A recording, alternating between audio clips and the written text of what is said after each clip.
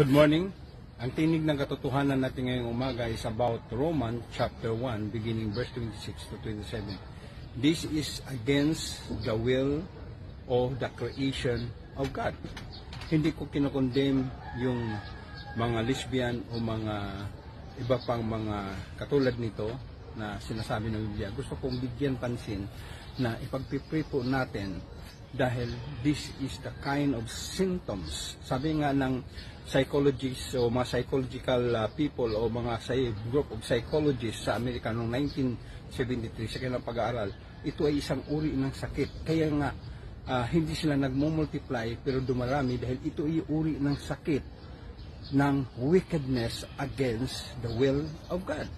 Kaya we pray and we ask your prayer also na makita ng mga taong ito na yung order ng Diyos about marriage is very clear and very talagang tinatawag na for family. Kaya gusto kong bigyan ng diin. Pag-pray natin, hindi natin sila kinokondem, but we want them to be saved in the knowledge of Christ.